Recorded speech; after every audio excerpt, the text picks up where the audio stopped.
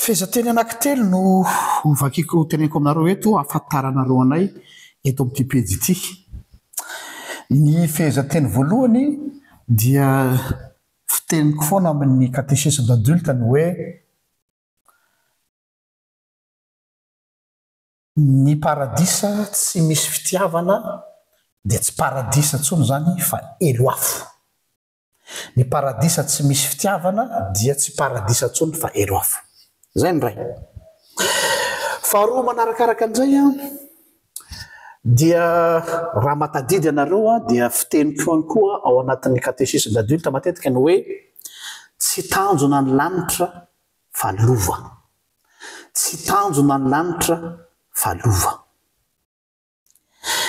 Ary ny fahatelo izay efa firesahantsika koa eto dia ny hoe raha ohatra ho iaho ka manapa-kevitra Jesosy raha-pitso hiova toeram-ponenana, zany hoe tsy any an-danitra intsony, tsy any amin'ny paradisa intsony, aloha totsika paradisa mba hiavaka amin'ny hoe lanitra, satria ny lanitra moa io abakabaka io.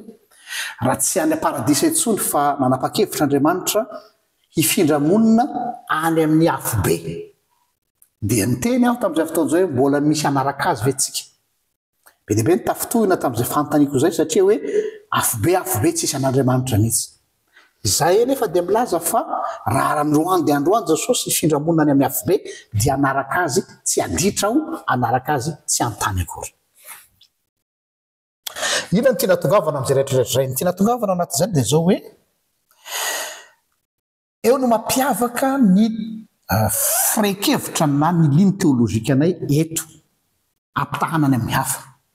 Izany hoe tsy mila ampitahorana afobe ary tsy fampitahorana afobe no mahatonga ny olona hibebaka. Ary ny filazantsara dia tsy fanambazana ny olona hoe tambazana ny tianao mba ho any an-danitra na hoe tisinday, tsy tisinday. Izay misy ny mahasamy hafa azy. Ary zay mahatonga miteny hoe raha ohatra ka paradisa tsy misy fitiavana dia eloafo zany. Raha maheloafo dia androsirana lavitra. Zany hoe ny zavatra tsikaritra dia ity. Mitory soi-disant vaovao mahafatsika, mampanantena lanitra tsika sy fiainana mandrakizay mahafinaritra be sy mahafatifaty be, tsara zany. Fa ny fomba hitoritsika an'ilay lanitra sy ilay fiainana mandrakizay mampiasa menace, mampiasa karazana takalo, karazana tisinday, mampiasa ihany koa fepetra sy ny sisa maro samihafa. Izay zany no fomba mialatsiny amin'ny teny hoe ivarotanareo amiko ny lanitra, fa tsy matsapa hoe tiana ao anatin'izy, tsy matsapa hoe inondé d'amour ao anatin'ilay izy, dia tsy m'intéressé azy any lanitra zany, tsy m'intéressé azy any paradisa zany raha zany. Ary zay no tiana lazaina ao ambady Kristy. Ny zavatra faharoa koa dia ty, ilay voalaza le manao hoe raha mifindra monina any amin'ny afobe Jesosy dia anaraka azy. Ny zavatra tsara fantatsika dia ity hoe tsy finalité-any mpino ny lanitra. Tsy finalité-any mpino ny lanitra fa lova ho iaho. Zany hoe amin'izay fotoana izay zany Jesosy lasa fitaovana tohatra fiakarana mba ahazoako lanitra. Dia satria tellement efa mafy le fahoriako tetỳ an-tany, zay mahatonga ny olona manenjika antsika hoe nareo kristiana namorona paradisa satria mafy loatra le fahoriana eto. Dia lasa ohatrany hoe fitaovana handosirako problema sy hanadinoko fahoriana fotsiny ny lanitra. Donc ho anay manokana tsy finalité ny paradisa fa lova fotsiny ihany. Ny important aminay zany, ny tena zava-dehibe aminay dia izahay miara-dia sy miara-mamindra amin'Andriamanitra. Io no zava-dehibe. Ilay avec Dieu avec nous. Ny mpifankatia aza mamorona, tsy hoe mamorona fa milaza teteny hoe ny eo anilanao no mahasambatra hoy ny olona. Adino ny zavatra rehetra rehefa eo anilan'ny olo tiana izy. Zany raha olombelona olo tiana. Zany hoe ilay fivavahana le finoana kristiana dia finoana ao anatina miorina eo ambonina relation d'amour fa tsy miorina eo amboniny tisinday tsy miorina eo amboniny menace tsy miorina eo ambonina évangélisation marteau hoy ny fiteninay matetika eto amin'ity pejy ity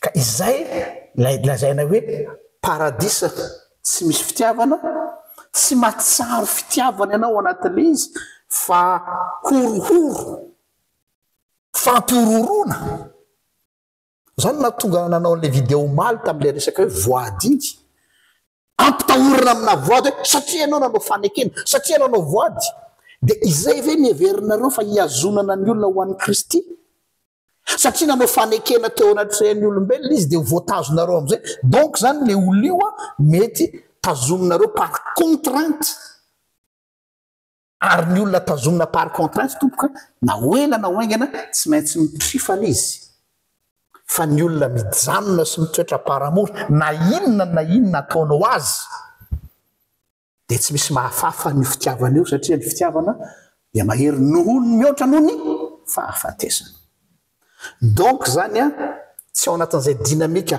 hoe mba ho any an-danitra zay fa ny anay ny zava-dehibe zao de zao efa ampianatanay ny tiky fa ny zava-dehibe ho anay de araky le vavaka nampianaran'i Jesosy manao hoe ho tonga ny fanjakanao atao any sitraponao ety an-tany tahaka ny an-danitra zany hoe ny tanjonay ny matoa zay mbola antom-pivelomanay de hoe ahoana ny atonga nyity toerana misy aty ho lasa sombon-danitra mba ho taratry le lanitra efa ato anatiko ary efa fananako fa tsy manao zavatra mikofokofoka eto mba hoany tsy salle d'attente ho any an-danitra ny aty fa toerana mba ahafahana mampiseho ny olona ny atsarany any ary zay indrindra aza no mahasarika ny olona hoe mba hoany koa zahay satria zay misy an'Andriamanitra no misy ny paradisa zay le tena tenenina le hoe raha ny findramonany amin'ny elo afo Andriamanitra dia anaraka azy zay satria zay misy an'Andriamanitra paradisa ka na ty tany sahandranomaso ty azy